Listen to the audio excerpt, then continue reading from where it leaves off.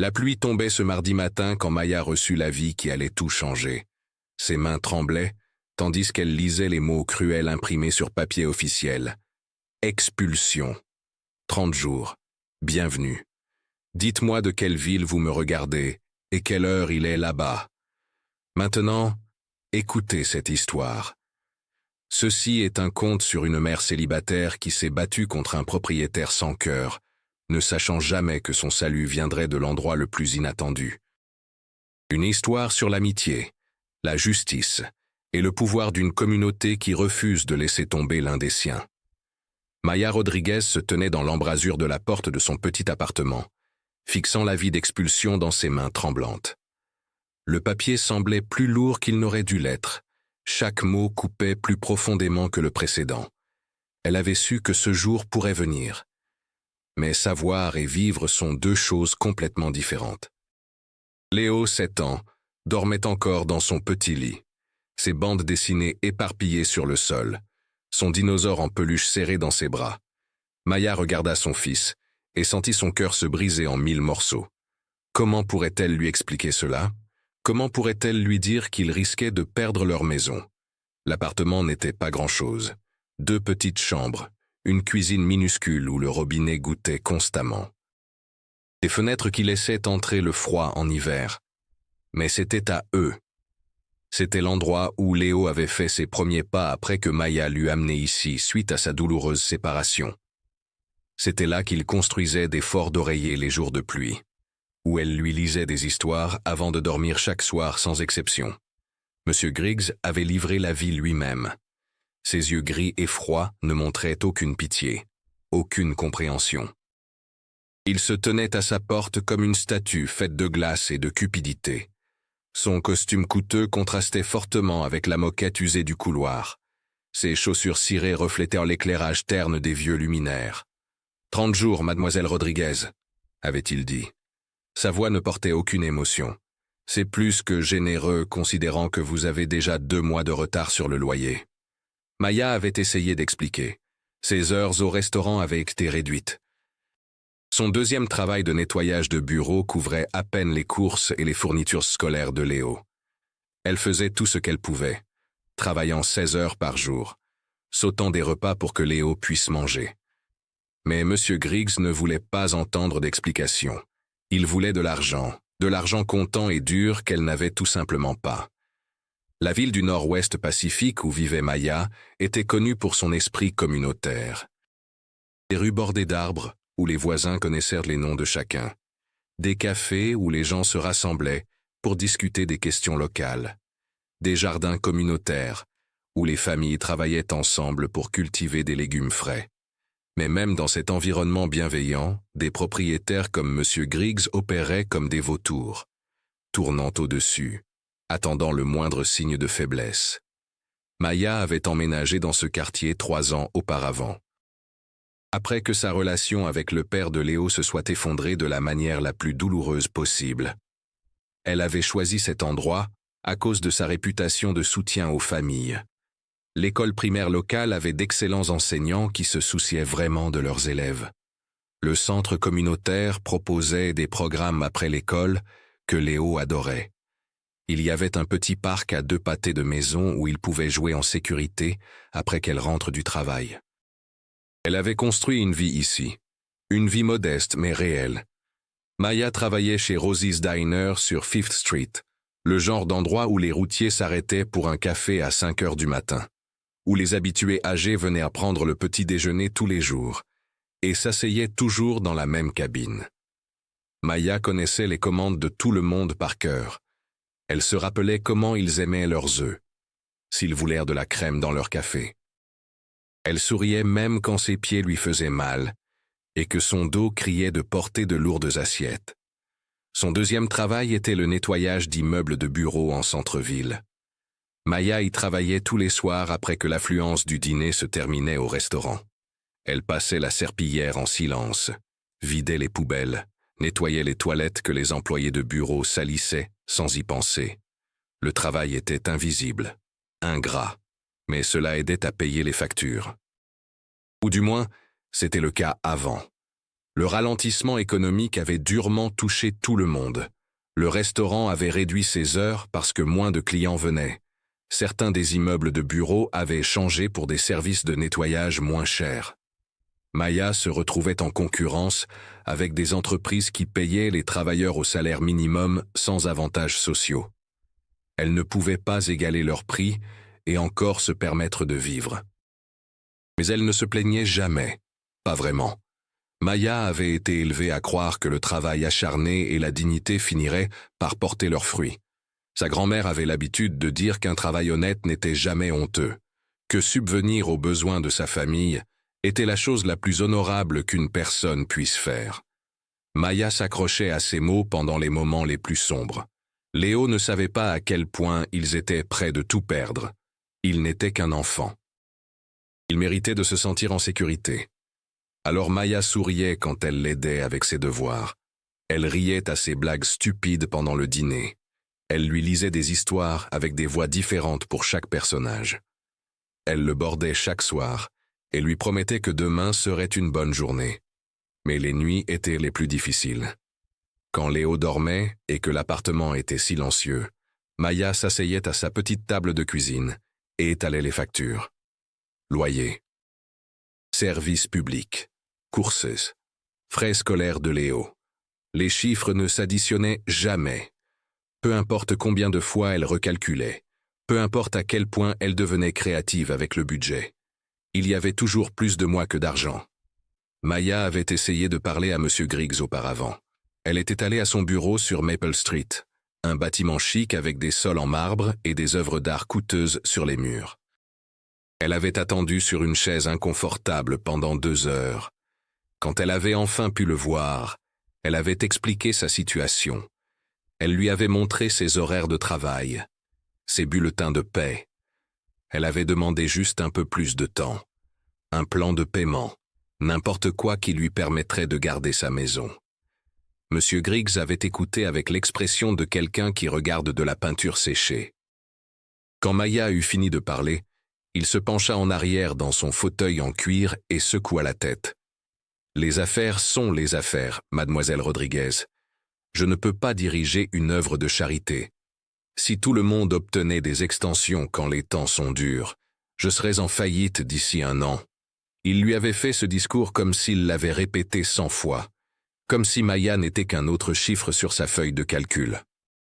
Pas une vraie personne avec un vrai enfant qui avait besoin de stabilité. Pas quelqu'un qui travaillait 2 emplois et n'arrivait toujours pas à joindre les 2 bouts dans une économie qui semblait conçue pour écraser les gens comme elle. Le pire était la façon dont il la regardait, comme si elle était paresseuse, comme si elle essayait de profiter de sa bonté, comme si ses difficultés étaient d'une manière ou d'une autre sa propre faute. Maya avait quitté son bureau en se sentant plus petite qu'à son arrivée, mais elle n'avait pas abandonné. Elle n'abandonnait jamais. Après avoir reçu l'avis d'expulsion, Maya savait qu'elle devait agir vite. Elle ne pouvait pas laisser Léo devenir sans-abri. Elle ne pouvait pas laisser son fils dormir dans leur voiture ou dans un refuge. Elle se battrait avec tout ce qu'elle avait, même si cela semblait sans espoir. Cet après-midi-là, pendant que Léo était à l'école, Maya se rendit au centre communautaire. Elle avait entendu parler de services d'aide juridique pour les gens qui ne pouvaient pas se payer d'avocat. Le centre était logé dans un vieux bâtiment de briques qui avait été rénové avec des dons de la communauté. Des artistes locaux avaient peint des murales sur les murs. Les dessins d'enfants étaient exposés dans les couloirs.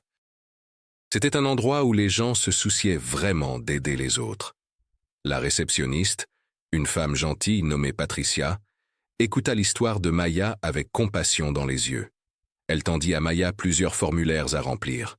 Des informations sur ses revenus, ses dépenses, sa situation de logement. Les mains de Maya tremblaient, tandis qu'elle notait les détails douloureux de sa réalité financière. « Ne vous inquiétez pas, chérie, » dit Patricia doucement. « Nous avons aidé beaucoup de familles dans des situations comme la vôtre. Il y a des lois qui protègent les locataires. Les propriétaires ne peuvent pas simplement jeter les gens à la rue sans suivre les procédures appropriées. » Maya sentit une petite étincelle d'espoir, Peut-être n'était-elle pas aussi impuissante que M. Griggs voulait la faire croire. Peut-être y avait-il encore une chance de sauver sa maison, de garder le monde de Léo stable et sûr. L'avocat d'aide juridique assigné au cas de Maya était un jeune homme nommé David Thompson. Il avait des yeux bienveillants derrière des lunettes cerclées de métal et portait un costume qui avait connu de meilleurs jours. David expliqua que Maya avait des droits en tant que locataire, que l'expulsion était un processus légal qui nécessitait l'approbation du tribunal, que les propriétaires ne pouvaient pas simplement forcer les gens à partir parce qu'ils en avaient envie. « Nous allons déposer une réponse à l'avis d'expulsion », expliqua David. « Nous demanderons au tribunal du temps pour établir un arrangement de paiement. Nous enquêterons aussi pour voir si votre propriétaire a suivi toutes les procédures légales appropriées. » Maya hocha la tête, essayant d'absorber toutes les informations. Le système juridique semblait écrasant, comme un labyrinthe conçu par des gens qui parlaient une langue différente. Mais David lui fit sentir qu'elle ne faisait pas face à cette bataille seule. Au cours des semaines suivantes, Maya se lança dans la préparation de son cas. Elle rassembla tous les documents qu'elle put trouver. Des bulletins de paie de ses 2 emplois, des relevés bancaires montrant ses efforts pour payer le loyer quand c'était possible, des lettres des enseignants de Léo louant son implication dans son éducation, des références de caractère de voisins et collègues. La communauté se rallia autour de Maya de manière qui la surprirent. La nouvelle de son expulsion se répandit à travers le réseau du quartier de parents, commerçants et résidents de longue date. Des gens qui la connaissaient à peine offrirent de l'aide. Madame Chen de l'épicerie du coin donna des courses. Tom du garage automobile offrit de réparer sa voiture gratuitement. Le cercle de compte de l'après-midi au centre communautaire organisa une collecte de fonds. Maya était submergée par la bonté. Elle avait toujours été indépendante, fière. Elle n'aimait pas accepter la charité. Mais ses voisins n'offraient pas de la charité. Ils offraient de la solidarité. Ils comprenaient que le combat de Maya était le combat de tout le monde. Que si les propriétaires pouvaient écraser une famille, ils pouvaient écraser n'importe quelle famille. La collecte de fonds eut lieu un samedi matin dans la salle principale du centre communautaire. Des musiciens locaux donnèrent de leur temps. Des boulangeries contribuèrent des pâtisseries et du café. Les familles amenèrent leurs enfants et en firent un festival de soutien. Maya regarda avec émerveillement ses voisins ouvrir leurs portefeuilles, non pas parce qu'ils avaient de l'argent à gaspiller, mais parce qu'ils croyaient qu'il fallait faire ce qui était juste. Elle remarqua une jeune femme aidant à la table d'inscription, quelqu'un qu'elle ne reconnaissait pas. La femme avait des yeux bienveillants et travaillait efficacement, saluant tout le monde avec une chaleur genuine. Maya apprit plus tard que c'était Sarah Griggs, la fille de M. Griggs. L'ironie n'échappa à personne qui connaissait la situation. Sarah avait entendu parler du cas de Maya à travers son travail bénévole avec les refuges locaux pour sans-abri. Elle avait été discrètement horrifiée de découvrir que son propre père était le propriétaire essayant d'expulser une mère célibataire. Sarah avait grandi privilégiée. Elle ne s'était jamais inquiétée de l'argent du loyer ou d'où viendrait son prochain repas. Mais elle n'était pas aveugle aux luttes des autres. La collecte de fonds rapporta $800. Ce n'était pas assez pour couvrir tout l'arriéré de loyer que Maya devait, mais c'était un début.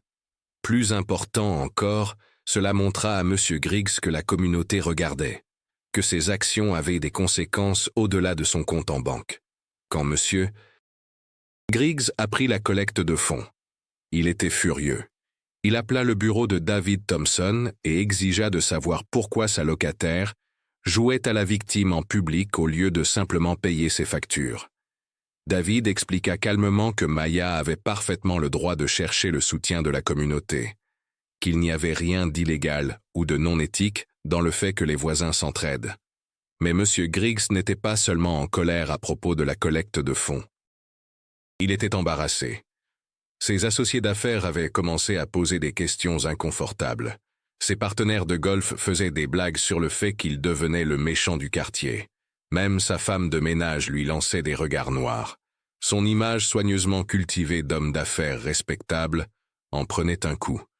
La pression le rendit plus déterminé que jamais à gagner le procès d'expulsion rapidement et de manière décisive. Il engagea un cabinet d'avocats de premier plan connu pour ses tactiques agressives dans les litiges propriétaires-locataires. Des avocats qui se spécialisaient dans se débarrasser des locataires problématiques aussi vite que possible. Des avocats qui ne se souciaient pas des histoires larmoyantes ou des collectes de fonds communautaires. La date d'audience de Maya fut programmée pour un mardi matin début novembre. Le palais de justice était un bâtiment imposant en pierre au centre-ville. Des marches menaient à de lourdes portes en bois qui semblaient appartenir à un château médiéval. À l'intérieur, les couloirs résonnaient de pas et de conversations chuchotées. Tout sentait les vieux livres et la cire de sol. Maya n'avait jamais été à l'intérieur d'une salle d'audience auparavant. Les bancs en bois lui rappelaient les bancs d'église. Le haut plafond la faisait se sentir petite et insignifiante. Derrière le banc du juge était accroché le drapeau et un portrait de quelques fonctionnaires morts depuis longtemps. Toute l'atmosphère était conçue pour intimider les gens comme elle. David avait préparé Maya à ce à quoi s'attendre. Comment s'adresser au juge? Où s'asseoir? Quelles questions on pourrait lui poser? Mais aucune préparation ne pouvait calmer les papillons dans son estomac. Ce n'était pas seulement une procédure légale, c'était un combat pour l'avenir de son fils. Monsieur Griggs arriva avec son avocat principal, une femme élégamment vêtue qui avait l'air de manger les droits des locataires au petit déjeuner. Ils s'assirent à la table du demandeur en révisant des documents et chuchotant des stratégies.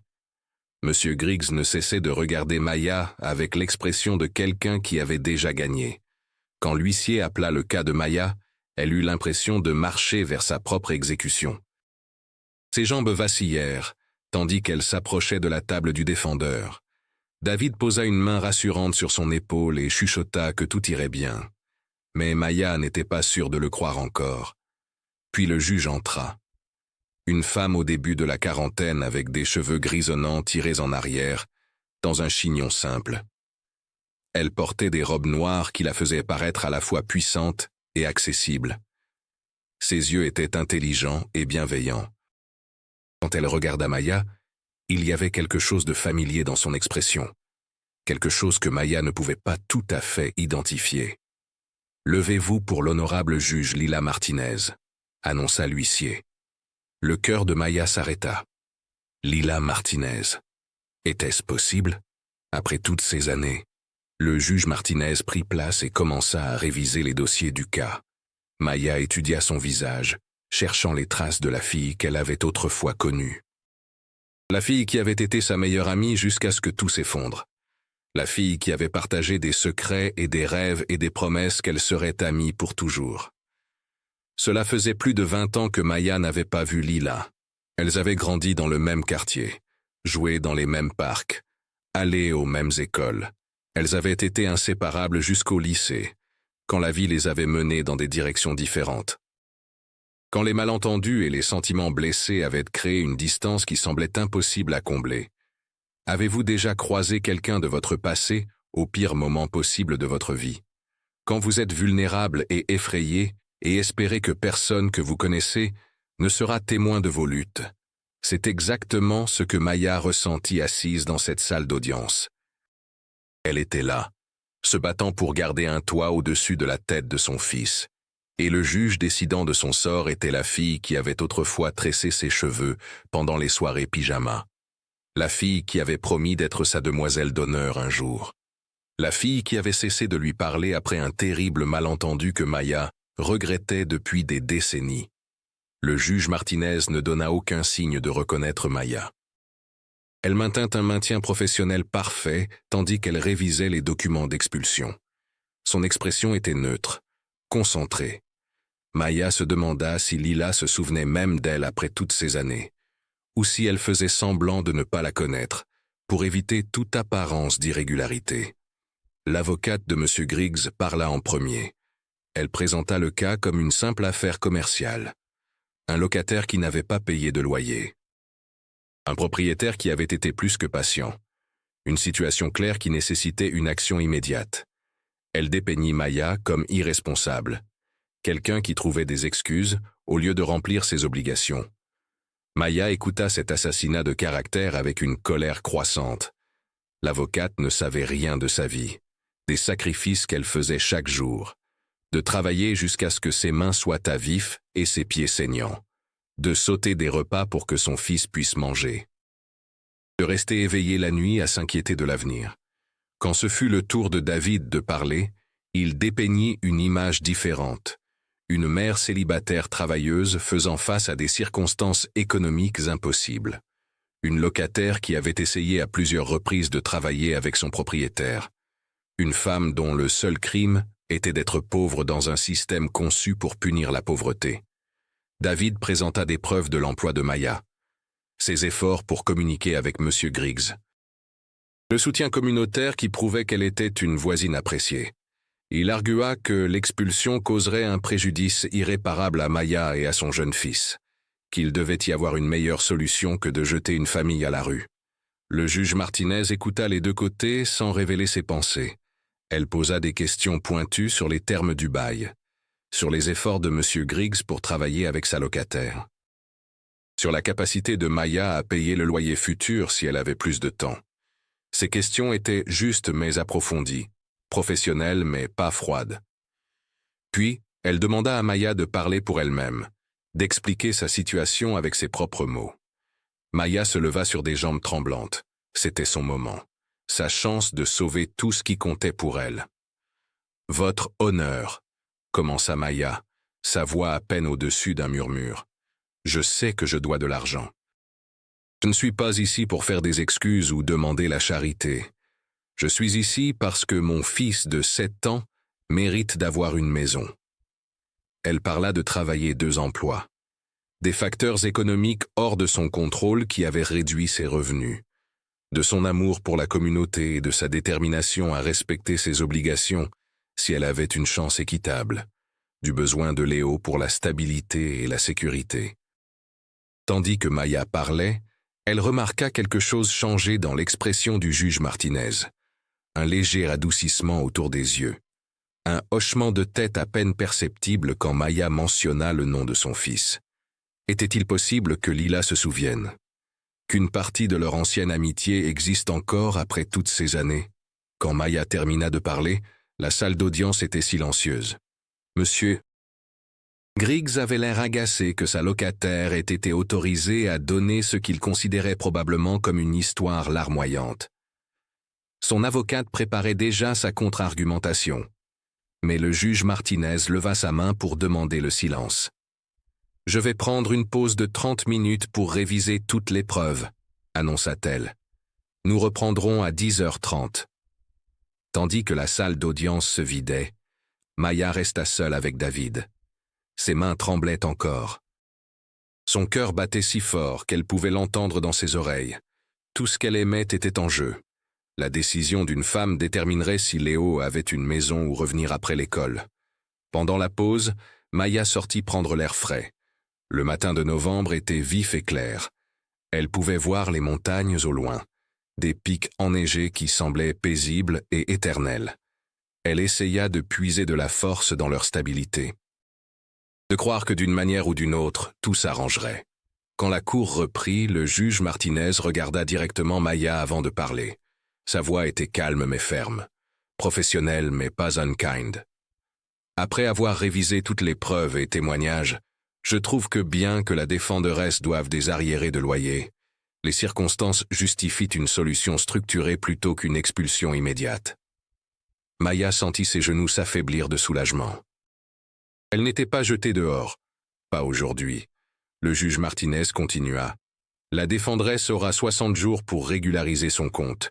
Elle paiera $400 maintenant comme geste de bonne foi, le solde restant étant payé en versement mensuel de $200 en plus du loyer régulier. Le demandeur acceptera cet arrangement et ne pourra pas poursuivre l'expulsion tant que la défenderesse respecte ses conditions. Le visage de M. Griggs devint rouge de colère. Son avocate chuchota furieusement à son oreille, mais la décision du juge était finale. Maya avait gagné. Pas complètement, mais assez pour sauver sa maison et la sécurité de son fils. Tandis que les gens commençaient à sortir de la salle d'audience, le juge Martinez croisa le regard de Maya. Pendant un instant, le masque professionnel glissa. Maya y vit de la reconnaissance, et quelque chose qui pourrait avoir été du regret, ou de la tristesse, ou les deux. À l'extérieur du palais de justice, David serra la main de Maya et la félicita pour la victoire. Les supporters de la communauté qui étaient venus assister aux procédures l'ont acclamé et embrassé. Quelqu'un mentionna célébrer au restaurant, mais Maya avait besoin d'un moment seul pour traiter ce qui venait de se passer. Elle avait gardé sa maison. C'était le plus important. Léo dormirait encore dans son propre lit ce soir. Il pourrait encore marcher vers la même école demain. Il pourrait encore jouer dans le même parc avec les mêmes amis. Son monde restait stable même si le monde de sa mère avait presque chuté. Mais il y avait autre chose. Quelque chose qui allait au-delà de la victoire juridique. Lila Martinez avait été sa meilleure amie d'enfance. Et pendant un instant dans cette salle d'audience, Maya avait vu la fille qu'elle connaissait autrefois. La fille qui avait partagé ses secrets les plus profonds. La fille qui la comprenait mieux que quiconque au monde. Au cours des jours suivants, Maya se lança dans le respect des exigences du tribunal. Elle prit des shifts supplémentaires au restaurant. Elle accepta des contrats de nettoyage supplémentaires. Elle travailla 18 heures par jour et s'effondra dans son lit épuisé. Mais elle était déterminée à prouver que la foi du juge en elle n'avait pas été mal placée. Le paiement de bonne foi de $400 était venu de la collecte de fonds communautaires et de ses propres économies maigres. Cela la laissa avec presque pas d'argent pour les courses ou les services publics. Mais Maya avait appris à étirer chaque dollar jusqu'à ce qu'il crie. Elle fit de la soupe avec des os à soupe. Elle reprisait les chaussettes de Léo au lieu d'en acheter de nouvelles. Elle trouva des moyens de survivre que sa grand-mère aurait reconnus et admirés. Léo remarqua que sa mère travaillait encore plus que d'habitude. Il ne se plaignait pas, mais Maya pouvait voir l'inquiétude dans ses jeunes yeux. Les enfants de 7 ans ne devraient pas avoir à s'inquiéter de savoir si leur famille survivra. Mais Léo était observateur et sensible. Il captait le stress de sa mère même quand elle essayait de le cacher. « Maman, est-ce qu'on va bien aller ?» demanda-t-il un soir tandis que Maya l'aidait avec ses devoirs. Maya prit son fils dans ses bras et le serra fort. « Oui, bébé, on va bien aller. Maman travaille dur pour s'assurer de cela. »« Je pourrais avoir un travail, » dit Léo sérieusement. « Je pourrais livrer des journaux ou promener des chiens. » Le cœur de Maya se brisa un peu à l'innocence de son fils, à sa volonté d'aider à porter un fardeau qui ne devrait jamais être le sien à porter. « C'est très gentil de ta part, chérie. Mais ton travail, c'est d'être un enfant. D'aller à l'école et de jouer avec tes amis et de laisser maman s'inquiéter des affaires d'adultes. » Mais en privé, Maya se demandait combien de temps elle pourrait continuer comme ça. Travailler 18 heures par jour faisait des ravages. Elle perdait du poids. Des cernes ombraient ses yeux. Ses mains étaient craquées et saignaient de l'exposition constante aux produits chimiques de nettoyage. Elle fonctionnait sur de l'adrénaline et de la détermination. Mais même celle-ci avait des limites. 2 semaines après l'audience du tribunal, Maya nettoyait des bureaux en centre-ville quand elle rencontra quelqu'un d'inattendu. Elle passait la serpillière dans le hall d'un cabinet d'avocats quand elle entendit son nom appelé doucement. « Maya Rodriguez ?» Elle leva les yeux pour voir le juge Martinez debout près de l'ascenseur. Hors de ses robes, Lila semblait plus petite, plus vulnérable, plus comme la fille que Maya avait autrefois connue. Elle portait un simple costume gris et portait une serviette. Ses cheveux étaient lâches autour de ses épaules, au lieu d'être tirés en arrière dans son chignon de cour. « Juge Martinez », dit Maya, soudain consciente de son uniforme et de la serpillière dans ses mains. « Je ne m'attendais pas à vous voir ici. »« J'avais une réunion avec quelques avocats, » expliqua Lila. « Et s'il te plaît, appelle-moi Lila, au moins quand nous ne sommes pas au tribunal. » Un silence gênant s'étira entre elles. 20 ans de séparation. 20 ans de sentiments blessés et de malentendus. 20 ans de se demander ce qui aurait pu être si elles avaient géré les choses différemment. « Je devrais retourner au travail », dit finalement Maya. « Je ne veux pas causer de problème pour vous. Je sais que cela pourrait sembler inapproprié que nous parlions. »« Attends, » dit Lila rapidement. « Pourrions-nous parler parfois, loin du palais de justice ? Je sais que c'est compliqué, Mais j'ai pensé à toi au fil des ans, à ce qui s'est passé entre nous. À comment les choses se sont terminées. Maya sentit des larmes menacées de couler. Elle avait pensé à Lila aussi, plus qu'elle ne se souciait de l'admettre. Même pendant les moments les plus sombres de sa séparation et de ses luttes financières, elle s'était parfois demandé quels conseils son ancienne meilleure amie aurait pu donner, quel réconfort elle aurait pu fournir. « J'aimerais ça, » dit Maya doucement, « mais je ne sais pas quand. Je travaille tout le temps maintenant. » Essayant de respecter le plan de paiement. « Je comprends, » dit Lila, « mais si tu peux trouver une heure parfois, j'apprécierais vraiment la chance de parler, d'expliquer certaines choses, de m'excuser pour d'autres. » Elles échangèrent leurs numéros de téléphone comme des adolescentes ayant peur d'être attrapées par leurs parents. Maya promit d'appeler quand elle pourrait trouver du temps dans son horaire impossible. Lila promit d'être patiente et compréhensive face aux contraintes que Maya affrontait.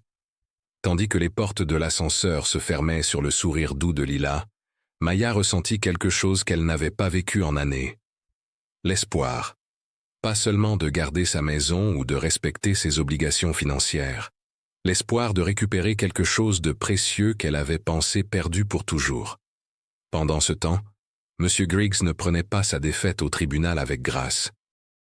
Il avait été forcé d'accepter le plan de paiement du juge Martinez, mais il était déterminé à rendre la vie de Maya aussi difficile que possible dans les limites légales. Il commença à effectuer des inspections surprises de son appartement. Il se plaignait des niveaux de bruit quand Léo jouait avec des jouets. Il envoyait des lettres certifiées concernant des violations mineures du bail qui n'avaient jamais été appliquées auparavant. Son avocat lui avait conseillé d'être prudent, de suivre l'ordonnance du tribunal précisément et d'éviter toute apparence de harcèlement. Mais M. Griggs était un homme habitué à obtenir ce qu'il voulait. Se faire dire non par un juge, surtout un juge femme qui semblait sympathique à l'histoire larmoyante de sa locataire, l'irritait plus qu'il ne voulait l'admettre. Sarah Griggs regardait le comportement de son père avec une inquiétude et un embarras croissant. Elle avait essayé de lui parler de la situation de Maya, de montrer de la compassion pour une mère célibataire en difficulté, de considérer le coût humain de ses décisions commerciales. Mais Mason Griggs rejetait les préoccupations de sa fille comme de l'idéalisme naïf. « Les affaires sont les affaires, Sarah », lui disait-il à répétition. « Si je commence à faire des exceptions pour chaque locataire avec une histoire malheureuse, je serai en faillite d'ici 1 an. Maya Rodriguez doit apprendre que le monde réel ne se soucie pas de vos problèmes. Il ne se soucie que des résultats. » Mais Sarah avait vu Maya lors d'événements communautaires, l'avait regardée interagir avec son fils et ses voisins, avait été témoin de la chaleur et de la bonté genuine que son père refusait de reconnaître. Sarah savait que Maya n'était ni paresseuse ni irresponsable. Elle était juste pauvre. Et dans le monde de son père, être pauvre était traité comme un défaut moral plutôt qu'une circonstance économique. La tension entre Sarah et son père atteignit un point de rupture quand il annonça son intention de commencer des procédures d'expulsion contre un autre locataire, un homme âgé dont le chèque de sécurité sociale était en retard à cause de la bureaucratie gouvernementale. Sarah réalisa que la cruauté de son père envers Maya n'était pas un incident isolé. C'était un modèle de comportement qui traitait les locataires comme des obstacles jetables à la maximisation du profit. Avez-vous déjà eu à choisir entre la loyauté familiale et faire ce que vous savez être juste, entre maintenir la paix à la maison et défendre des gens vulnérables qui ont besoin d'un défenseur? Sarah fit face à ce choix et le fit de manière décisive. Elle commença à faire du bénévolat avec l'organisation locale des droits des locataires. Elle utilisa sa connaissance des pratiques commerciales de son père pour aider d'autres locataires à comprendre leurs droits. Elle devint une source interne d'informations sur les tactiques de propriétaires qui violaient ses droits. Quand M. Griggs découvrit ce que faisait sa fille, leur relation explosa en guerre ouverte. Il l'accusa de trahir l'entreprise familiale, de mordre la main qui la nourrissait, d'être ingrate pour la vie privilégiée que son succès avait fournie. Sarah l'accusa d'être un tyran sans cœur qui mesurait sa valeur par combien de souffrances il pouvait infliger aux gens vulnérables. « Tu es exactement comme ta mère, dit M. Griggs pendant leur pire dispute. Pleine de bêtises de cœur saignant qui ignorent la réalité. Le monde n'est pas un conte de fées, Sarah. C'est une compétition, et je ne t'ai pas élevée pour être une perdante. La comparaison avec sa mère décédée frappa Sarah comme un coup physique. Sa mère avait en effet été compatissante. Elle avait fait du bénévolat dans des refuges pour sans-abri et donné à des œuvres de charité pour enfants. Elle avait essayé d'adoucir les côtés plus durs de son mari et d'enseigner à sa fille que le succès ne signifiait rien s'il venait aux dépens de la décence humaine de base. « Peut-être que maman avait raison », répliqua Sarah. « Peut-être qu'il y a plus dans la vie que de faire de l'argent sur le désespoir des autres. Peut-être qu'être décent est plus important qu'être riche. » Après cette dispute, Sarah déménagea de la maison de son père. Elle obtint un travail avec une organisation à but non lucratif et trouva un petit appartement de l'autre côté de la ville. Le travail ne payait pas beaucoup, mais il lui permettait de dormir la nuit, sachant qu'elle travaillait vers la justice plutôt que de perpétuer l'injustice. Pendant ce temps, Maya luttait pour respecter ses paiements ordonnés par le tribunal, tout en maintenant un semblant de vie normale pour Léo. Elle avait réussi le premier versement mensuel, mais de justesse. Chaque dollar était comptabilisé avant qu'elle ne le gagne. Il n'y avait pas de place pour les urgences ou les dépenses imprévues. Puis Léo tomba malade. Pas gravement malade, mais assez malade pour avoir besoin de médicaments et de temps d'arrêt d'école. Assez malade pour que Maya doive manquer le travail pour s'occuper de lui. Assez malade pour jeter son budget soigneusement équilibré dans le chaos. Les shifts manqués au restaurant lui coûtèrent près de $200 de salaire. De l'argent dont elle avait désespérément besoin pour le prochain paiement à M. Griggs. Maya s'assit à sa table de cuisine à 2 heures du matin, entourée de factures et de calculs. Peu importe comment elle travaillait les chiffres, elle était en déficit.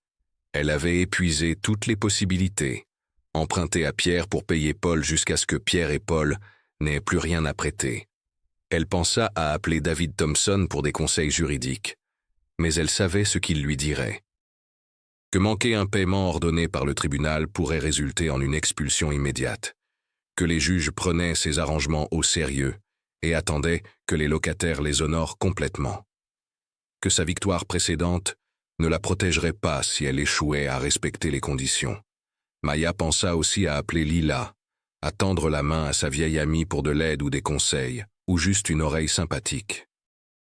Mais comment pourrait-elle demander au juge qui lui avait montré de la pitié de compromettre son éthique professionnelle? Comment pourrait-elle mettre Lila dans une position impossible entre la loyauté personnelle et la responsabilité judiciaire? Au lieu de cela, Maya prit une décision qui allait contre tous ses instincts indépendants. Elle ravala sa fierté et demanda à ses voisins de l'aide. Pas pour de l'argent, parce qu'elle savait qu'ils avaient déjà donné ce qu'ils pouvaient, mais pour du travail, pour des opportunités, pour toute manière possible de gagner l'argent dont elle avait besoin. Madame Chen offrit de payer Maya pour nettoyer en profondeur son appartement. Tom lui demanda d'organiser la paperasse de son garage automobile. Le propriétaire de la boulangerie l'engagea pour servir une petite fête privée. Maya saisit chaque opportunité, travaillant jour et nuit pour gratter assez d'argent pour éviter de faire défaut sur son accord. Elle fit le paiement avec 12 heures d'avance. Mais le stress et l'épuisement faisaient des ravages. Maya perdait du poids qu'elle ne pouvait pas se permettre de perdre. Son système immunitaire était compromis par le manque de sommeil et de nutrition appropriée. Elle fonctionnait à vide, soutenue seulement par sa détermination à fournir de la stabilité à Léo. Un soir, tandis que Maya rentrait à pied de son travail de nettoyage, elle appela finalement Lila. Elle avait essayé de tout gérer seule, mais l'isolement devenait insupportable. Elle avait besoin de parler à quelqu'un qui comprenait son histoire, quelqu'un qui pourrait se rappeler de la fille qu'elle était avant que la vie ne l'use jusqu'à l'os. « Lila, c'est Maya. Je sais qu'il est tard, mais je me demandais si tu aurais du temps pour parler. »« Bien sûr, » dit immédiatement Lila. « J'espérais que tu appellerais. Ça va? Tu as l'air épuisé. »« Je suis épuisé, » admit Maya. « Je tiens à peine, Lila. Je respecte les exigences du tribunal, mais juste à peine, et je ne sais pas combien de temps je peux continuer comme ça. » Elles arrangèrent de se rencontrer dans un petit café sur le terrain neutre entre leurs quartiers. Quelque part où elles pouvaient parler en privé sans s'inquiéter d'être vues par des gens qui connaissaient leurs relations professionnelles. Quelque part où Maya pouvait baisser sa garde sans se sentir jugée. Le café était chaud et calme un mardi soir. Maya arriva en premier et choisit une table de coin où elle pouvait parler sans être entendue.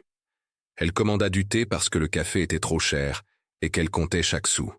Quand Lila entra, Maya sentit son cœur se serrer. Sa vieille amie avait l'air exactement comme au tribunal, mais d'une manière différente. Plus douce, plus vulnérable. « Merci d'être venue », dit Maya tandis que Lila s'asseyait en face d'elle. « Merci d'avoir appelé », répondit Lila. « Je n'étais pas sûr que tu le ferais. Je sais à quel point c'est compliqué. » Elles restèrent assises en silence gênant pendant un moment. 20 ans de séparation s'étendaient entre elles comme un canyon qu'aucune ne savait comment traverser. Finalement, Lila parla. « Je veux que tu saches que je n'ai pas demandé ton cas. L'assignation était aléatoire. Quand j'ai vu ton nom sur le dossier, j'ai presque me suis récusé. Mais j'ai pensé que cela pourrait nuire à tes chances avec un autre juge. Et j'espérais pouvoir être juste tout en étant utile. Tu as sauvé ma maison, » dit simplement Maya. « Tu m'as donné une chance quand je pensais qu'il ne m'en restait plus. Je t'ai donné ce que la loi exigeait, » corrigea gentiment Lila. « Rien de plus, rien de moins, mais je suis contente que cela ait aidé. » Elles parlèrent prudemment au début. Petite conversation professionnelle, mises à jour sur leur vie qui restait dans les temps présents sécurisants. Maya apprit que Lila avait été mariée et divorcée, qu'elle n'avait pas d'enfant mais en avait toujours voulu, qu'elle avait travaillé pour payer ses études de droit tout en se soutenant avec des emplois à temps partiel, que devenir juge avait été un rêve qu'elle avait poursuivi sans relâche. Lila apprit que Maya avait lutté comme mère célibataire pendant des années, qu'elle avait sacrifié ses propres rêves pour subvenir aux besoins de Léo. Elle travaillait plus dur que quiconque que Lila connaissait, mais s'en sortait à peine. Qu'elle était fière et indépendante à l'extrême, mais aimait son fils plus que sa propre vie. Graduellement, la conversation tourna vers leur passé partagé, vers l'amitié qui avait tout signifié pour toutes les deux, vers le malentendu qui les avait déchirées pendant leur année terminale du lycée. Cela avait commencé avec un garçon, comme ces choses le font souvent. Jake Morrison avait été le genre d'adolescent que chaque fille remarquait. Beau, athlétique, charmant. Il avait demandé à Maya d'aller au bal de finissant et elle avait été au 7e ciel d'excitation. Elle avait passé des semaines à planifier sa robe et à rêver de la soirée parfaite. Mais alors Jake avait approché Lila quelques jours avant le bal. Il lui avait dit que Maya l'utilisait juste pour rendre quelqu'un d'autre jaloux, qu'elle avait ri de lui dans son dos. Qu'il préférerait emmener Lila, qui était plus genuine et digne de confiance. Lila avait été blessée et confuse. Elle avait confronté Maya, qui n'avait aucune idée de ce dont Jake parlait. Maya avait insisté qu'elle aimait vraiment Jake et était excitée pour le bal. Mais Lila avait déjà accepté d'y aller avec lui, croyant ses mensonges sur les motifs de Maya. « J'avais 17 ans et j'étais stupide, » dit Lila maintenant, des larmes menaçant de couler. « J'aurais dû savoir que Jake nous manipulait toutes les deux. J'aurais dû te faire confiance au lieu de quelques garçons que je connaissais à peine. Mais j'étais jalouse, Maya. Tu étais toujours plus jolie, plus populaire. Les garçons te remarquaient toujours en premier. Quand Jake a dit qu'il me préférait, je voulais tellement le croire que j'ai ignoré mon meilleur jugement. » Maya tendit la main à travers la table et toucha la main de Lila. Nous avions toutes les deux 17 ans et étions stupides. J'étais tellement blessé que tu le croirais lui plutôt qu'à moi, que tu choisirais un garçon plutôt que notre amitié. J'ai dit des choses terribles, des choses que je regrette depuis 20 ans. Tu m'as manqué, chuchota Lila. Avoir une amie qui me connaissait avant que je devienne successful, qui se rappelait quand j'étais juste une enfant maladroite, avec de grands rêves et de plus grandes insécurités. Tu m'as manqué aussi, admit Maya, surtout pendant les moments difficiles. J'avais l'habitude d'imaginer quels conseils tu me donnerais, ce que tu dirais pour me faire sentir mieux. Elles parlèrent jusqu'à ce que le café ferme, de leurs aventures d'enfance, de leurs rêves d'adolescente, des chemins différents que leurs vies avaient pris, des manières dont elles avaient toutes les deux changé et des manières dont elles étaient restées les mêmes dans leur cœur. Quand elles se dirent finalement au revoir, quelque chose avait changé entre elles. Le mur de 20 ans de douleur et de malentendus ne s'était pas complètement effondré, mais il y avait des fissures maintenant, des espaces où la lumière pouvait passer, des possibilités de reconstruire ce qui avait autrefois été beau. Maya rentra chez elle, se sentant plus légère qu'elle ne l'avait été en mois. Pas parce que ses problèmes étaient résolus, mais parce qu'elle ne se sentait plus complètement seule à les affronter. Elle avait sa vieille amie de retour, même si leur relation devait naviguer de nouvelles complications et frontières. Mais M. Griggs regardait Maya plus attentivement que jamais.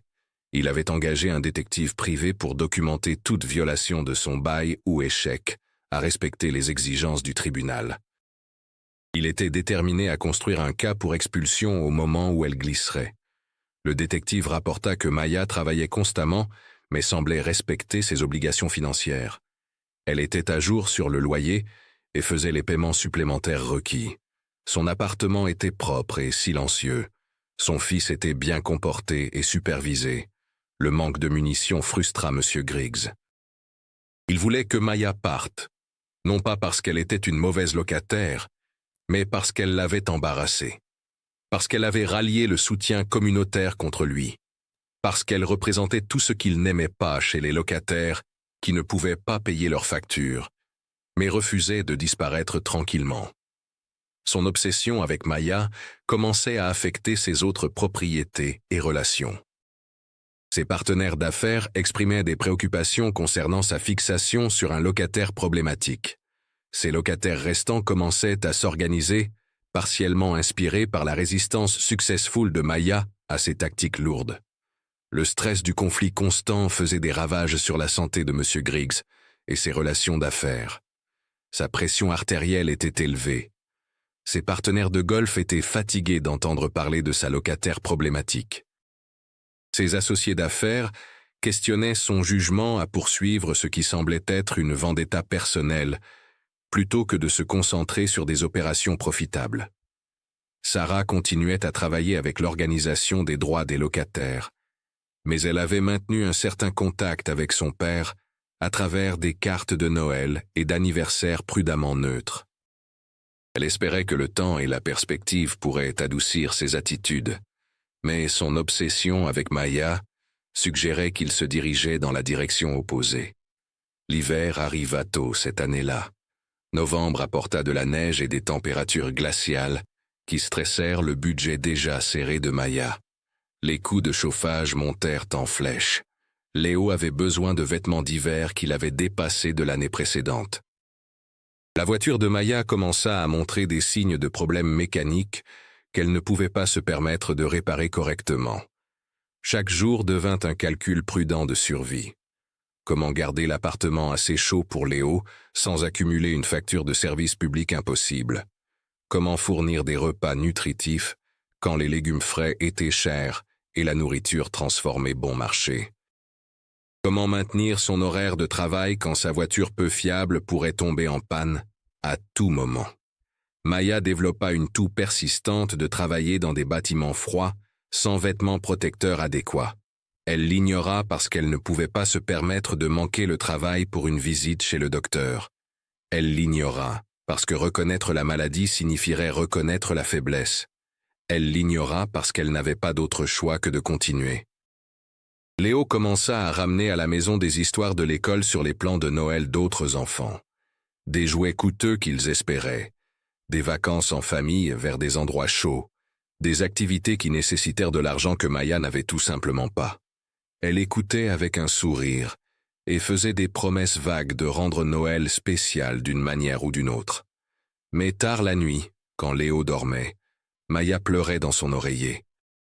Pas seulement d'épuisement ou de stress ou de douleur physique, elle pleurait de la peur qu'elle échouait à son fils, que son amour et sa détermination n'étaient pas assez pour lui donner l'enfance qu'il méritait, que ses meilleurs efforts ne seraient jamais suffisants dans un monde qui mesurait la valeur par le solde du compte en banque.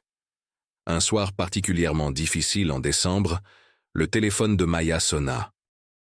Elle faillit ne pas répondre parce qu'elle avait peur que ce soit un autre créancier ou collecteur de factures. Mais l'identification de l'appelant montrait le nom de Lila.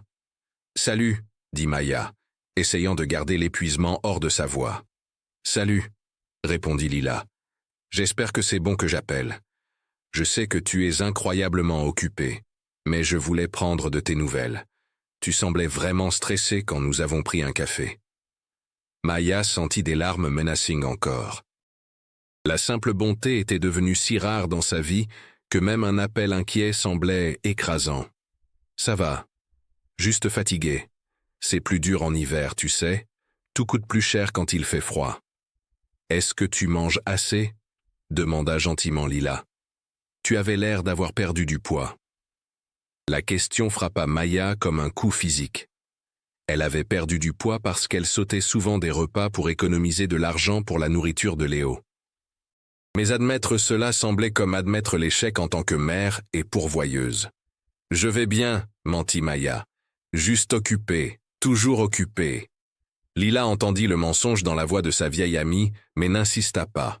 Au lieu de cela, elle partagea quelques nouvelles qu'elle espérait pourraient t'aider. « Je voulais que tu saches que le centre communautaire organise une campagne de Noël pour les familles. Rien de charitable. Juste des voisins aidant des voisins avec des cadeaux et de la nourriture. Patricia m'a demandé de te le mentionner. » La fierté de Maya se rebella immédiatement contre la suggestion. Elle ne voulait pas être l'objet de pitié ou de charité. Elle ne voulait pas que Léo sache que d'autres gens devaient suppléer leur Noël parce que sa mère ne pouvait pas fournir adéquatement. Mais une autre partie d'elle, la partie pratique qui avait appris à ravaler sa fierté quand nécessaire, reconnut l'offre pour ce qu'elle était. Soutien communautaire. Le même réseau de voisins bienveillants qui s'étaient ralliés autour d'elle pendant la crise d'expulsion.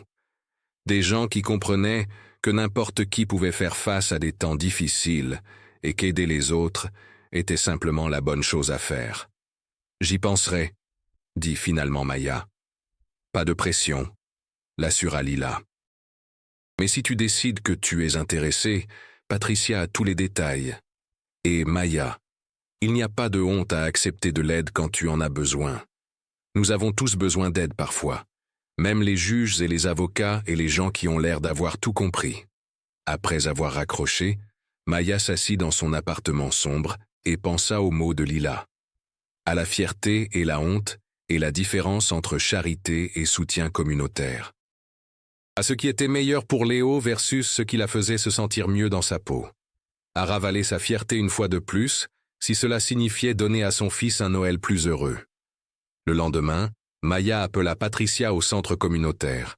Elle expliqua sa situation soigneusement, soulignant qu'elle travaillait et respectait ses obligations, mais que les extras de Noël étaient simplement au-delà de son budget. Patricia était chaleureuse et compréhensive, clarifiant que de nombreuses familles étaient dans des situations similaires et que la campagne de vacances concernait la célébration, pas la charité. « Nous demandons à chaque famille de contribuer quelque chose si elle le peut, » expliqua Patricia. « Ce n'a pas besoin d'être de l'argent. Peut-être que tu pourrais aider à coordonner la distribution de nourriture ou aider à emballer des cadeaux. Tout le monde contribue ce qu'il est capable de contribuer. C'est ce qui en fait un vrai effort communautaire. » Maya accepta d'aider avec l'emballage de cadeaux et l'emballage de nourriture. C'était mieux de faire partie de la solution plutôt que d'être juste une bénéficiaire d'aide. Quand elle parla à Léo de la célébration de Noël communautaire, ses yeux s'illuminèrent d'excitation.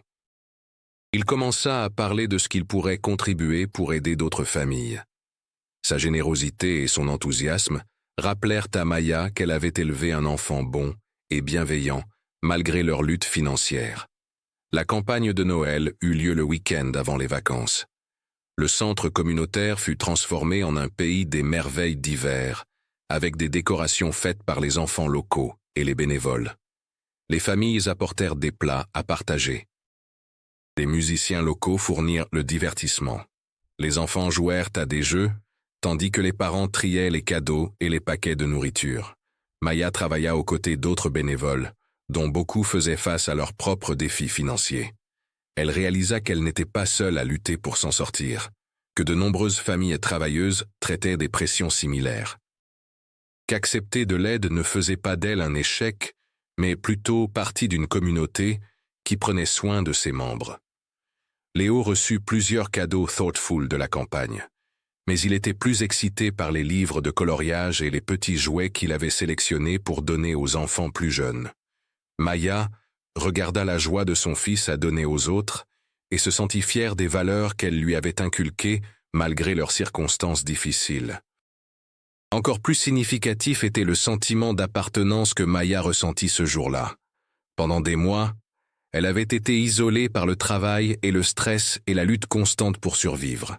Elle avait oublié ce que c'était de faire partie de quelque chose de plus grand que ses luttes immédiates. La campagne de Noël lui rappela que le soutien communautaire ne concernait pas la pitié ou la charité. Il s'agissait de reconnaître que tout le monde avait quelque chose à offrir et que tout le monde méritait d'être valorisé. Tandis que l'hiver progressait vers la nouvelle année, Maya commença à trouver un rythme soutenable. Elle travaillait toujours constamment et surveillait chaque sou, mais elle respectait ses paiements mandatés par la Cour de manière consistante. Sa relation avec Lila se reconstruisait lentement à travers des appels téléphoniques prudents et des rencontres café occasionnelles qui naviguaient les frontières éthiques de leur situation professionnelle. Léo prospérait aussi. Ses notes s'étaient améliorées tandis que le stress de sa mère diminuait. Il participait à plus d'activités scolaires et se faisait de nouveaux amis. Il aidait toujours à la maison et comprenait que l'argent nécessitait une gestion prudente, mais il ne s'inquiétait plus constamment de leur survie. Un soir d'avril, Maya reçut un appel téléphonique inattendu. Dr. Williams lui demanda de rester après le travail pour une conversation privée. Le premier instinct de Maya fut de s'inquiéter qu'elle avait fait quelque chose de mal, mais Dr. Williams la rassura rapidement. « Je veux te parler d'une opportunité de promotion », dit Dr. Williams. « Nous étendons nos services pour inclure le conseil financier et la défense du logement. Je pense que tu serais parfaite pour diriger ce programme. Cela signifierait une augmentation de salaire significative et l'opportunité de concevoir des services basés sur tes propres expériences et expertises. » Maya était stupéfaite. Une promotion après seulement 2 mois. La chance de créer des programmes qui pourraient aider les familles à éviter les crises qu'elle avait affrontées, cela semblait trop beau pour être vrai. Mais Dr. Williams était sérieuse et enthousiaste concernant le potentiel de Maya. « Je sais que c'est beaucoup à considérer », continua Dr. Williams. « Le poste nécessiterait une formation supplémentaire, mais nous fournirions cela et te paierions pendant la période de formation. Tu développerais quelque chose de complètement nouveau, ce qui signifie beaucoup de responsabilités, mais aussi beaucoup de liberté créative. » Maya accepta la promotion immédiatement. L'augmentation de salaire lui permettrait de commencer à économiser de l'argent pour l'éducation future de Léo. Le travail lui laisserait transformer ses expériences douloureuses en outils pour aider d'autres familles à éviter des luttes similaires. C'était une opportunité qui correspondait parfaitement à ses compétences, expériences et passions. Cette nuit-là, Maya appela Lila pour partager ses nouvelles incroyables. Leur amitié avait continué à s'approfondir au cours des mois, naviguant soigneusement les frontières éthiques créées par le rôle de Lila, comme juge dans le cas de Maya. Elle parlait régulièrement mais évitait toute discussion de questions juridiques. « Je suis tellement fière de toi », dit Lila quand Maya termina de décrire sa promotion. « Non seulement tu as survécu à tout ce que tu as traversé, tu as trouvé un moyen d'utiliser ces expériences pour aider les autres. Cela prend une force et une sagesse incroyables. » « Je n'aurais pas pu le faire sans le soutien communautaire que j'ai reçu, » dit Maya, « y compris le tien. Même quand nous ne pouvions pas parler directement du cas juridique, juste savoir que j'avais ton amitié m'a aidé à continuer pendant les pires moments. »« Je suis contente, » dit Lila doucement. « J'ai toujours regretté comment notre amitié s'était terminée quand nous étions adolescentes. Je suis reconnaissante que nous ayons eu la chance de la reconstruire en tant qu'adultes. Tandis que le printemps se transformait en été, Maya s'installa dans ses nouvelles responsabilités avec enthousiasme et compétence. Elle concevait des ateliers d'alphabétisation financière pour les parents célibataires. Elle développait des partenariats avec des propriétaires locaux qui étaient disposés à travailler avec des locataires, faisant face à des difficultés temporaires. Elle créait des guides de ressources qui aidèrent les familles à naviguer le réseau complexe de services sociaux et de programmes d'assistance communautaire. Le travail était challenging et gratifiant de manière que Maya n'avait jamais expérimentée auparavant. Elle utilisait son intelligence et sa créativité pour résoudre des problèmes systémiques plutôt que de juste les survivre. Elle était bien payée pour un travail qui semblait important et significatif. Elle construisait une carrière plutôt que de juste travailler des emplois. Léo était fier du succès de sa mère et adorait entendre parler des familles qu'elle aidait. Il avait hérité de sa compassion et posait souvent des questions thoughtful sur pourquoi certaines personnes avaient plus d'avantages que d'autres. Maya utilisait ces conversations pour lui enseigner l'empathie, la justice sociale et l'importance d'utiliser privilèges et opportunités pour aider ceux qui avaient de moins. Pendant ce temps, l'obsession de M. Griggs avec Maya commençait à sérieusement endommager ses affaires et relations personnelles. Ses autres locataires s'étaient organisés en une association formelle qui surveillait ses pratiques et challengeait les violations de bail. Plusieurs avaient déménagé quand leurs baux expirèrent, citant son comportement de plus en plus erratique et son style de gestion punitif. Sarah avait entendu parler du harcèlement continu de son père envers Maya à travers le réseau des droits des locataires. Elle était embarrassée et en colère qu'il ne puisse pas laisser tomber son ressentiment même après que Maya ait prouvé qu'elle était une locataire modèle. Sarah décida qu'il était temps de confronter son père directement sur son comportement autodestructeur. Elle arrangea de le rencontrer pour le déjeuner dans un restaurant neutre, espérant qu'un cadre public encouragerait une conversation plus civilisée. M. Griggs arriva ayant l'air hagard et stressé. Le conflit constant et l'attention négative prenaient clairement leur péage sur sa santé et sa paix d'esprit. « Papa, nous devons parler de Maya Rodriguez », dit Sarah sans préambule. « Ton comportement envers elle a dépassé les affaires dans quelque chose qui ressemble à une vindictinesse personnelle. Cela nuit à ta réputation et tes autres relations d'affaires. » Le visage de M. Griggs devint rouge de colère. Cette femme m'a fait ressembler à un méchant devant toute la communauté. Elle a tourné ma propre fille contre moi avec son histoire larmoyante. Elle m'a embarrassé devant le juge Martinez et m'a fait accepter des termes qui établissent un terrible précédent pour mes autres propriétés.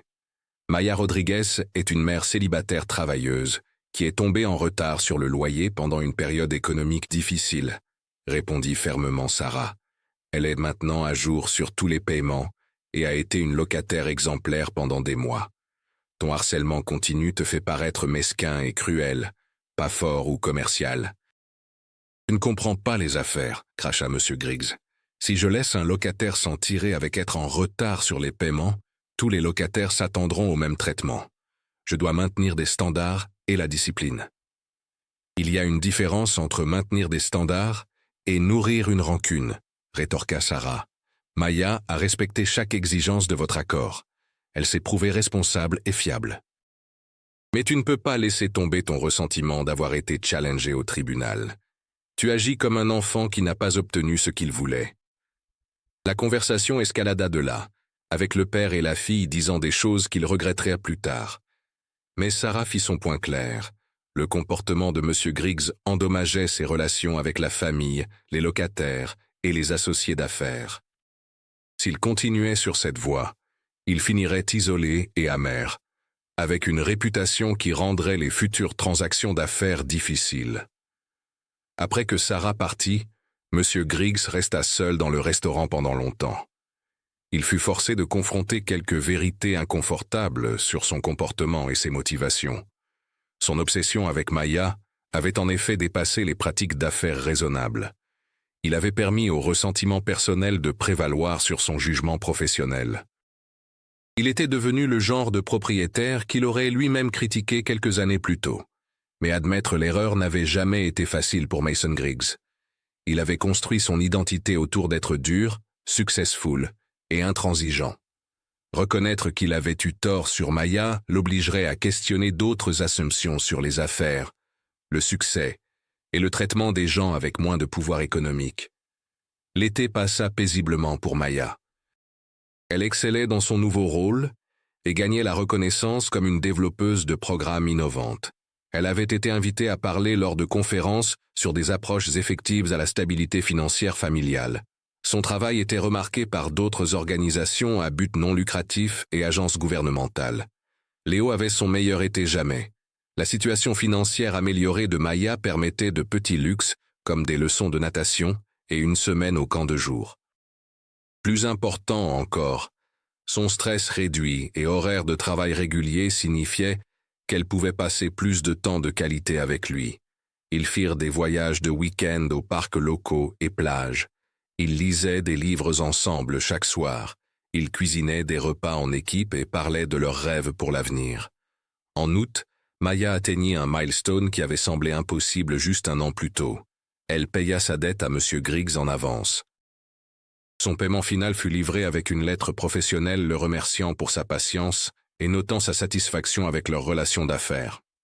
Maya garda des copies de tout pour ses dossiers et ressentit un énorme soulagement de fermer ce chapitre de sa vie.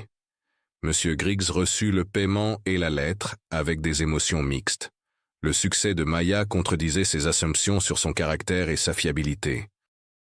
Son ton professionnel et son paiement anticipé démontraient exactement le genre de relation de locataire responsable qu'il prétendait valoriser. Il n'avait aucun motif de plainte sur son comportement ou sa performance. Mais au lieu de se sentir satisfait que sa locataire ait respecté toutes ses obligations, M. Griggs se sentit étrangement dégonflé. Sa campagne contre Maya lui avait donné focus et but, même si ce but était ultimement destructeur. Sans elle à ressentir et harceler, il fut forcé de confronter le vide et l'isolement que son comportement avait créé dans d'autres domaines de sa vie. L'automne arriva avec sa beauté habituelle dans le nord-ouest Pacifique. Les feuilles tournèrent en couleurs brillantes et l'air porta la promesse vive de l'hiver. Maya regardait les saisons changeantes avec une véritable excitation pour la première fois en années. Elle avait de la stabilité, du travail significatif et de l'espoir pour l'avenir. Un soir d'octobre, Maya et Lila se rencontrèrent pour un café pour célébrer le premier anniversaire de la victoire judiciaire de Maya. C'était devenu une tradition entre elles, marquant non seulement le succès juridique, mais le renouveau de leur amitié et la transformation de Maya de la crise à la stabilité. « Je ne peux pas croire combien a changé en juste un an », dit Maya tandis qu'elle s'asseyait dans leur coin favori du café. « À cette époque l'année dernière, j'étais terrifié que Léo et moi devenions sans abri. Maintenant, je conçois des programmes pour aider d'autres familles à éviter cette même peur. Tu as accompli quelque chose de remarquable, convint Lila. Tu as non seulement surmonté des défis énormes, tu as trouvé des manières de transformer ces défis en outils pour aider les autres.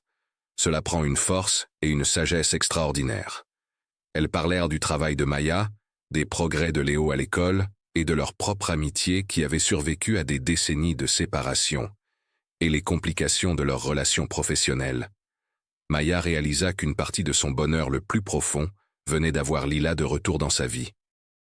Leur lien d'enfance avait été réel et fort, et leur amitié d'adulte avait grandi encore plus profonde à travers la compréhension partagée des complexités de la vie. Tandis qu'elle se préparait à partir, Maya posa une question qui était dans son esprit pendant des semaines. Te demandes-tu parfois ce que nos vies auraient été si nous n'avions pas laissé ce malentendu stupide nous séparer quand nous étions adolescentes? Lila considéra la question sérieusement avant de répondre. Je pense que nous avions toutes les deux besoin de vivre à travers différentes expériences pour devenir les personnes que nous sommes maintenant. Peut-être que nous avions besoin de faire face aux défis séparément avant que nous puissions apprécier ce que nous signifions l'une pour l'autre. Peut-être que tout s'est passé exactement comme cela devait se passer. Maya hocha la tête thoughtfully. Je suis reconnaissante pour où nous sommes maintenant, pour t'avoir récupéré comme ami. Pour Léo, ayant la stabilité qu'il mérite, pour un travail qui semble significatif, Je ne changerai pas les parties difficiles même si je pouvais, parce qu'elles m'ont mené à cet endroit. Tandis que l'hiver approchait, Maya commença à travailler sur son plus grand projet encore, un centre de ressources compréhensif pour les familles faisant face à l'instabilité de logement. Le centre fournirait non seulement une assistance d'urgence, mais un soutien à long terme pour construire la stabilité financière et l'indépendance économique. Il servirait comme un modèle pour d'autres communautés traitant des défis similaires. Le projet nécessitait que Maya travaille avec des fonctionnaires de la ville, des organisations communautaires et des leaders d'affaires pour développer des systèmes de financement et de soutien durable. Elle se retrouva dans des réunions avec des juges, des avocats et des fonctionnaires élus qui la traitaient comme une experte et un père. Le contraste avec son apparence terrifiée au tribunal juste plus d'un an plus tôt était frappant et empowering. Un matin de décembre, Maya reçut un appel téléphonique inattendu. Monsieur Griggs demanda s'il pouvait la rencontrer pour discuter d'une proposition d'affaires. Maya fut surprise mais accepta de se rencontrer dans un lieu public, curieuse de ce qu'il pourrait vouloir discuter. Ils se rencontrèrent dans un café au centre-ville, le même où Maya et Lila avaient souvent leurs conversations. Monsieur Griggs arriva ayant l'air plus âgé et plus humble que Maya ne se souvenait. Les mois de stress et d'isolement avaient clairement pris leur péage. « Je veux m'excuser », dit-il sans préambule. « Mon comportement envers vous était improfessionnel et unkind.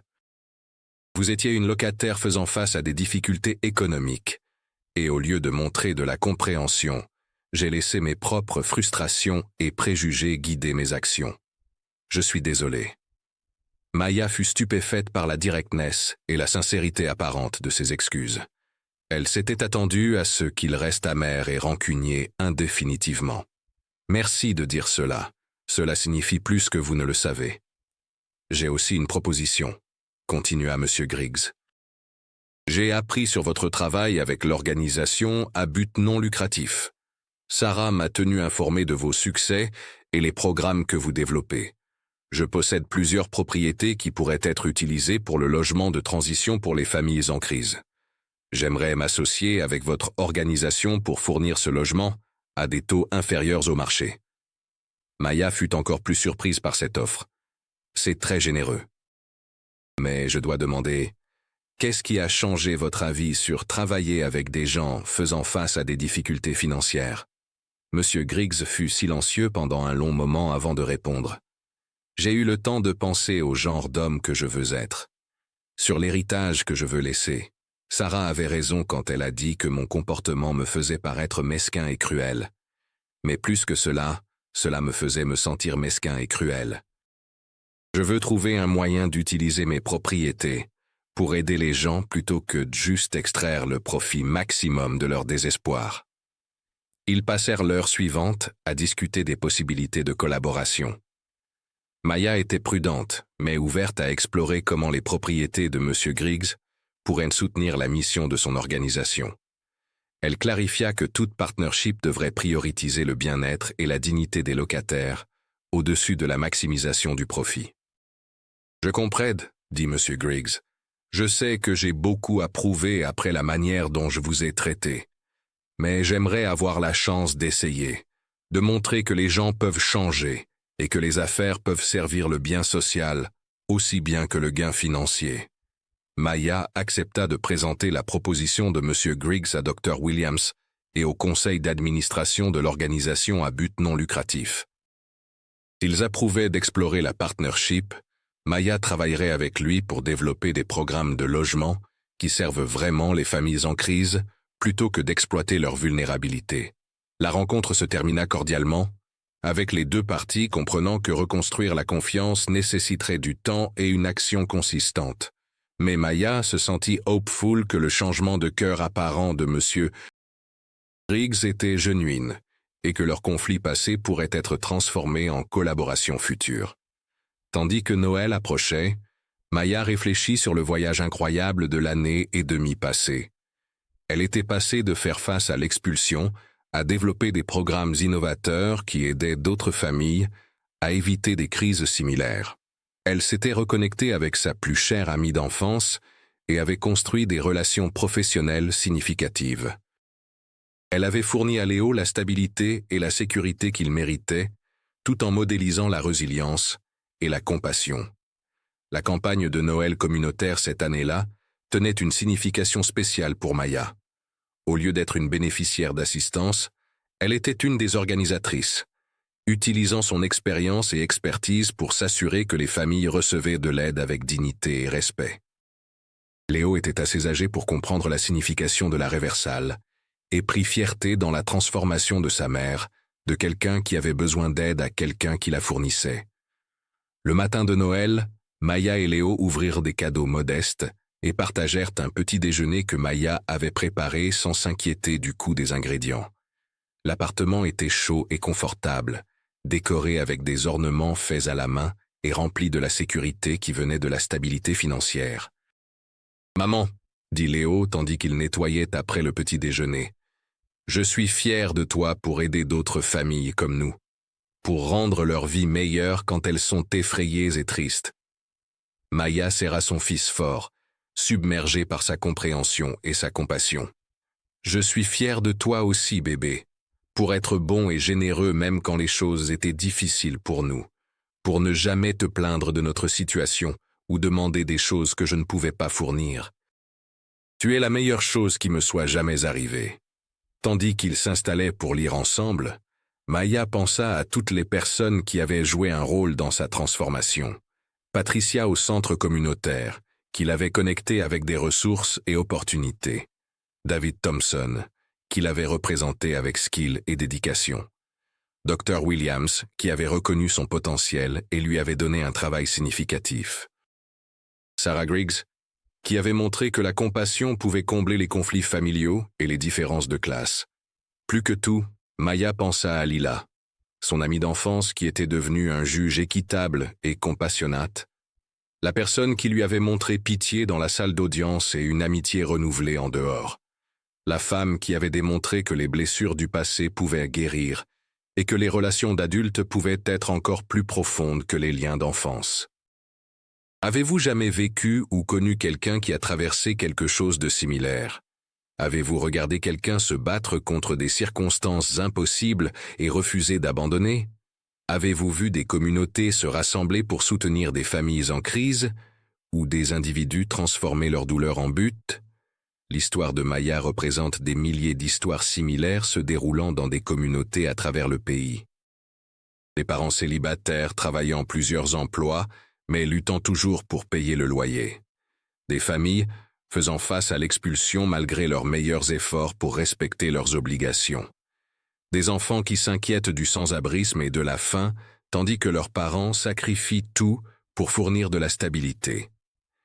Mais l'histoire de Maya représente aussi la possibilité de transformation, le pouvoir du soutien communautaire pour élever les familles en difficulté. L'importance de systèmes juridiques équitables et compassionnates qui reconnaissent la complexité humaine plutôt que de juste appliquer les règles. Le potentiel pour la croissance personnelle et le changement social quand les gens choisissent l'empathie plutôt que le jugement. Les retrouvailles de Maya avec Lila démontrent que les relations peuvent survivre des décennies de séparation et de malentendus. Leur amitié fut renouvelée non pas parce qu'elles ignorèrent leurs conflits passés, mais parce qu'elles les affrontèrent honnêtement et choisirent le pardon plutôt que le ressentiment. Leur relation d'adulte devint plus forte parce qu'elle était construite sur le respect mutuel et la compréhension, plutôt que sur la nostalgie d'enfance. La transformation apparente de M. Griggs montre que même les personnes les plus rigides et non sympathiques peuvent changer quand elles sont confrontées aux conséquences de leurs actions. La persistance de sa fille Sarah et la réponse de la communauté à son comportement le forcèrent à examiner ses attitudes et à considérer différentes manières de se rapporter aux gens avec moins de pouvoir économique. Le soutien communautaire que Maya reçut illustre l'importance des réseaux qui aident les familles à survivre aux crises temporaires. Ces réseaux ne fournissent pas seulement une assistance financière. Ils offrent un soutien émotionnel, des ressources pratiques et la dignité qui vient d'être valorisée par d'autres.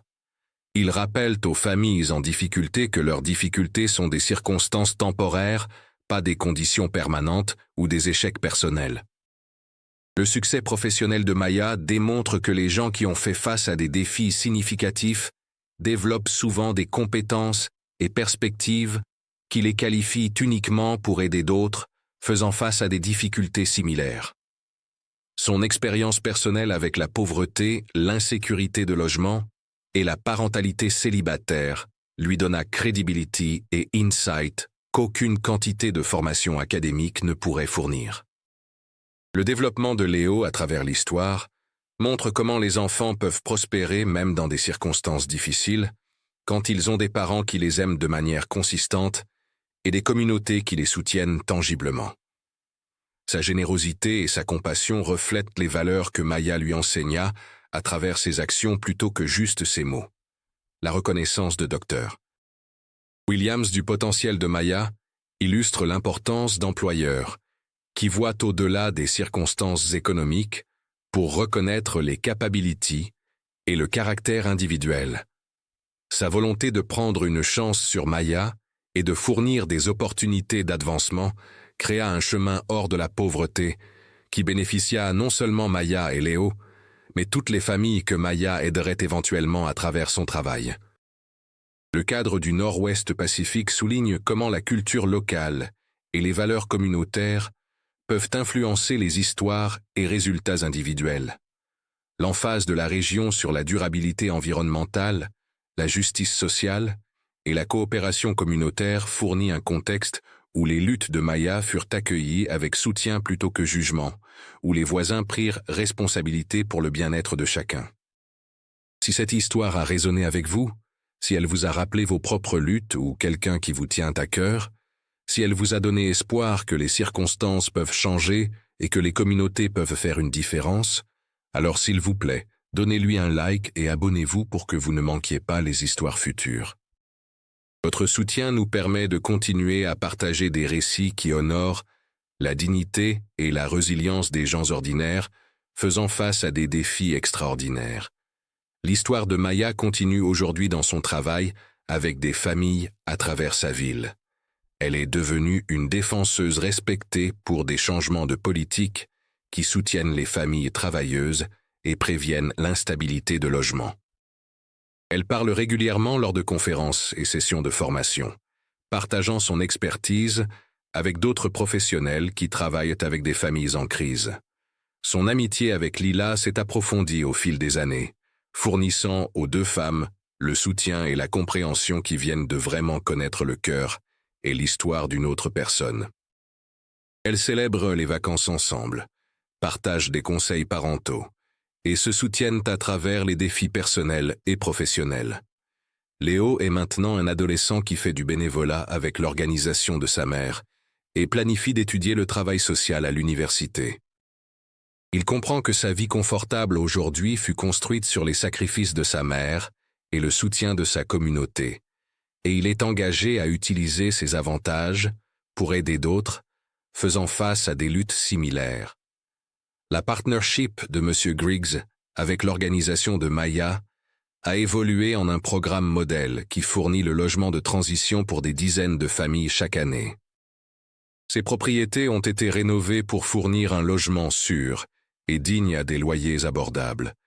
Et ces pratiques de gestion priorisent maintenant le bien-être des locataires aux côtés de la durabilité financière. Sarah Griggs s'est réconciliée avec son père et travaille aux côtés de Maya pour développer des approches innovantes au logement abordable et au service de soutien des locataires. Leur partnership démontre comment les gens de différents backgrounds peuvent trouver un terrain commun dans leur engagement à la justice et à la compassion.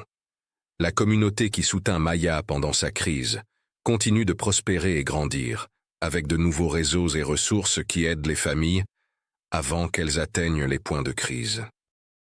Les campagnes de Noël ont évolué en programmes toute l'année, qui fournissent tout de la formation professionnelle à la garde d'enfants au conseil financier.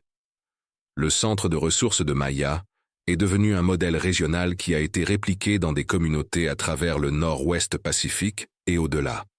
Son approche de traiter les familles avec dignité tout en fournissant un soutien compréhensif a influencé la politique aux niveaux étatiques et national. Mais peut-être plus important encore, l'histoire de Maya a inspiré d'autres à croire que le changement est possible, que les circonstances ne définissent pas le caractère, que les communautés ont le pouvoir d'élever leurs membres les plus vulnérables, que la résilience individuelle combinée avec le soutien collectif peut surmonter même les défis les plus décourageants. Chaque jour, Maya rencontre des familles qui lui rappellent son propre voyage de la crise à la stabilité. Elle se voit dans les mères célibataires qui travaillent plusieurs emplois, mais ne peuvent toujours pas se permettre le loyer. Elle reconnaît Léo dans les enfants qui s'inquiètent de la sécurité de leur famille, mais essaie de protéger leurs parents de savoir combien ils comprennent. Et chaque jour, Maya a le privilège d'aider ces familles à voir des possibilités qu'elles n'avaient pas considérées. De les connecter avec des ressources et opportunités qui peuvent changer la trajectoire de leur vie, de fournir le même genre de soutien et encouragement qu'il apporta à travers ces moments les plus sombres. Avez-vous une Maya Rodriguez dans votre communauté? Quelqu'un qui travaille désespérément dur, mais lutte toujours pour garder sa famille stable. Quelqu'un qui a besoin non pas de charité, mais d'opportunités, non pas de jugement, mais de soutien, non pas de pitié, mais de reconnaissance de leur dignité et valeurs fondamentales. Avez-vous le pouvoir d'être partie d'un réseau communautaire qui attrape les familles avant qu'elles tombent, de soutenir des politiques et programmes qui préviennent, plutôt que de juste répondre aux crises familiales, de choisir l'empathie plutôt que le jugement quand vous rencontrez des gens dont vous ne comprenez pas complètement les circonstances? L'histoire de Maya nous rappelle que nous avons tous des rôles à jouer dans créer des communautés qui soutiennent les familles à travers les moments difficiles. Que nous bénéficions tous quand nos voisins ont la stabilité et la sécurité dont ils ont besoin pour prospérer. Que le succès individuel est toujours construit sur le soutien communautaire et que la strength communautaire dépend du bien-être de tous ses membres. Si cette histoire vous a ému à penser différemment sur la pauvreté, le sans-abrisme, ou les défis auxquels font face les familles travailleuses dans votre propre communauté, s'il vous plaît, partagez-la avec d'autres qui pourraient bénéficier de l'exemple de Maya de résilience et d'espoir. Des histoires comme celle-ci nous rappellent que derrière chaque statistique sur l'insécurité de logement ou le chômage se trouve une vraie famille avec des rêves et des peurs et le désir humain fondamental pour la dignité et la sécurité. La transformation de Maya d'une mère célibataire désespérée faisant face à l'expulsion à une professionnelle respectée, aidant d'autres familles à éviter des crises similaires, représente le meilleur de ce qui est possible quand la détermination individuelle rencontre le soutien communautaire et l'équité institutionnelle. Son histoire est à la fois unique et universelle, spécifique à ses circonstances, mais relevante pour quiconque a fait face à des défis apparemment impossibles, ou s'est demandé si le système offre vraiment des opportunités pour ceux disposés à travailler pour elle. Le juge, qui s'avéra être son ami d'enfance, fournit non seulement la pitié juridique, mais la rédemption personnelle pour les deux femmes. Leur relation renouvelée démontre que les connexions que nous faisons dans l'enfance peuvent nous soutenir à travers des décennies de séparation, et que les amitiés d'adultes construites sur l'histoire partagée et le respect mutuel peuvent être encore plus fortes que les liens d'enfance. Le rôle de Lila comme juge équitable et compassionate nous rappelle l'importance d'avoir des gens dans des positions d'autorité qui comprennent que les décisions juridiques affectent de vraies familles avec de vraies conséquences. Sa capacité à équilibrer la responsabilité professionnelle avec l'empathie personnelle illustre les meilleures traditions du service judiciaire. Le soutien communautaire que Maya a reçu représente des milliers de réseaux similaires qui existent dans des quartiers à travers le pays. Ces systèmes informels d'aide mutuelle et de responsabilité partagée fournissent souvent le filet de sécurité qui permet aux familles de survivre aux crises temporaires sans tomber dans la pauvreté ou le sans-abrisme à long terme. L'évolution de M. Griggs, d'antagoniste à partenaire, démontre que même les attitudes les plus enracinées peuvent changer quand les gens sont confrontés aux conséquences humaines de leurs actions. La persistance de sa fille Sarah à challenger sa worldview montre comment les membres de la famille peuvent s'influencer mutuellement vers une plus grande compassion et responsabilité sociale. Le cadre du Nord-Ouest Pacifique souligne comment la culture locale et les valeurs communautaires façonnent les opportunités et résultats individuels. L'histoire de Maya aurait pu se terminer différemment dans une communauté avec moins d'emphase sur le soutien mutuel et la coopération sociale. La reconnaissance de Dr Williams du potentiel de Maya illustre le rôle crucial que les employeurs jouent dans soit perpétuer ou interrompre les cycles de pauvreté. Sa volonté d'embaucher basée sur le caractère et le potentiel plutôt que juste les crédentials créa une opportunité qui transforma non seulement la vie de Maya, mais les vies de toutes les familles que Maya servirait éventuellement. Le développement de Léo à travers l'histoire montre comment les enfants peuvent émerger de circonstances difficiles avec une empathie et une conscience sociale accrue quand leurs parents modélisent la résilience et l'engagement communautaire. Les luttes de sa mère lui enseignèrent des leçons sur la justice, la compassion et la responsabilité sociale qui le serviront tout au long de sa vie. Le time frame d'1 an de la transformation de Maya de la crise à la stabilité représente un changement réalistique plutôt que miraculeux. Son histoire reconnaît que surmonter les défis systémiques nécessite un effort soutenu, un soutien communautaire et un certain degré de bonne fortune. Mais elle démontre aussi qu'une telle transformation est possible pour les gens disposés à travailler pour elle. Le succès professionnel de Maya dans aider d'autres familles donne à ses luttes personnelles une signification plus large et un impact social. Sa capacité à transformer ses propres expériences douloureuses en outils pour aider d'autres représente le genre de croissance personnelle et contribution sociale qui bénéficie aux communautés entières. Si vous avez trouvé de l'inspiration dans l'histoire de Maya, si elle vous a rappelé le pouvoir de l'espoir et du soutien communautaire, si elle vous a challengé à penser différemment sur les familles dans votre propre quartier qui pourraient faire face à des luttes similaires, s'il vous plaît, donnez un like à cette vidéo et abonnez-vous à notre chaîne pour plus d'histoires qui célèbrent la résilience et la dignité des gens ordinaires, faisant face à des défis extraordinaires. Votre engagement nous aide à continuer à partager des récits qui honorent la complexité de la vie moderne et la possibilité de changements positifs. Merci de prendre ce voyage avec Maya, d'être témoin de sa transformation et de considérer comment son exemple pourrait inspirer l'action dans votre propre communauté. Rappelez-vous que derrière chaque titre sur les coûts de logement ou chaque statistique sur les familles monoparentales se trouve une histoire aussi complexe et hopeful que celle de Maya. Chaque famille mérite le genre de soutien communautaire qu'elle a reçu, et chaque personne a le potentiel de transformer ses luttes en service aux autres. L'histoire de Maya Rodriguez continue aujourd'hui, tandis qu'elle travaille pour s'assurer que d'autres familles aient les opportunités et le soutien qui lui ont permis de reconstruire sa vie. Son héritage n'est pas juste son propre succès, mais les centaines de familles dont les histoires ont de meilleures fins à cause des programmes qu'elle a développés et la compassion qu'elle a démontrée. Dans un monde qui semble souvent conçu pour nous diviser, l'histoire de Maya nous rappelle ce qui devient possible quand nous choisissons de soutenir plutôt que de juger, d'élever plutôt que de déchirer, de voir le potentiel plutôt que juste les problèmes. Son voyage de la vie d'expulsion à directrice de programme est un témoignage du pouvoir de la résilience humaine soutenu par la compassion communautaire. C'est le vrai message de cette histoire. Non pas que l'effort individuel seul peut surmonter tout obstacle, mais que l'effort individuel soutenu par les ressources communautaires et l'équité institutionnelle peut créer une transformation qui bénéficie à tout le monde. Le succès de Maya rendit sa communauté plus forte, et la strength de sa communauté rendit son succès possible.